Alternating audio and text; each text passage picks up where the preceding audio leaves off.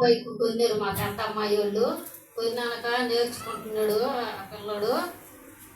నేర్చుకుంటుండే ఒక రోజు ఏమంటే పట్టాడు అంట. సీటు బ్యాగులు ఉండే కాడ ఏది నొక్కాలని ఒక సీటు నొక్కేసేసేకి సీటుకి వెళ్ళిపోయిందంట బైకు. వెళ్ళిపి ఎదురు వచ్చేసి అదేం పడిపోలేదు అంట. కానీ ఒక గోడ ఉంటే గోడ గుర్తేసినాడు అంట. గుర్తేసి ఎదురు వచ్చేసిందంట. ఎదురు వచ్చేసి ఇంకా బైక్ కాడి నుంచి నడిపించుకుని ఇంటికి వచ్చేసినాడు అంట. వచ్చేసి దాని మీద జ్వరము ఊరికి తగ్గలేదంట. గడగడ గడగడ ఊరికిపోతాడంట. జ్వరం వచ్చేసిందంట.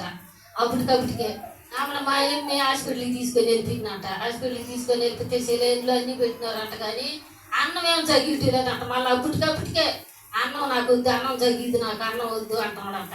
రాగి జావన్న కాసి తాపి ఎట్టుంటాడో నీరసంగా ఉంటుంది అని నేను రాగి జావ తాగినాడంట. మా ఏమి ఏమనిందంటే, ఏమా నువ్వు ప్రార్థన చేయమా, మా ఆయనకి ఫోన్లో చేయమా అని మా ఇమ్మనింది. అమ్మ నేను చేస్తాలే ప్రార్థన అని చెప్పాను. అమ్మ నా రాత్రి నేను ఏడస్తా ప్రార్థన చేసిన. అయ్యా ఆ బిడ్డనైతే అపాయం నుంచి నాయన ఆ బిడ్డను నాయన కాపాడు ఉండవు నాయన. అయ్యా బయట విషయంలో అయితే ఏమవిందో నాయన నువ్వు ఉండి నాయన. ఏ అపవాది అయితే ఆ బిడ్డని తాకి ఉందో నాయన ఇప్పుడే నాయన ఆ బిడ్డకి నాయన తండ్రి ఆ బిడ్డకి నయం చేయి నాయన తండ్రి నాయన ఆ బిడ్డను నాయన మీరు తాకండి నేను ప్రార్థన చేశాను. నేను మళ్ళీ ఆకాశం కూడా చేసినాను.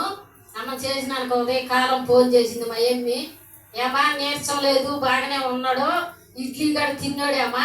రాత్రి అయితే నాకు ఎట్ట కనపడిందంటే ఒక ఆయన నల్ల గుడ్డలు వేసుకొని ఉన్నాడు. చూడమ్మా నాకు వెనకంతా గాలి చేసిరు, ఎందుకమ్మా నన్న నేను పాతున్నా. సరే అయితే నేను పాతున్నాను అని చెప్పేసి పోయినాడు అంట. ఇది నా సాక్ష్యం. దేవుడు ఎంత దేవునికి మహిమ కలుగును గాక. నేను అందుకే పాస్టర్కి చెప్పాను, నీకు సాక్ష్యం ఇస్తే ఈరోజు సాక్ష్యం చెప్పాలి చాలా మంది నా ఆత్మను వేచిన ఉందని.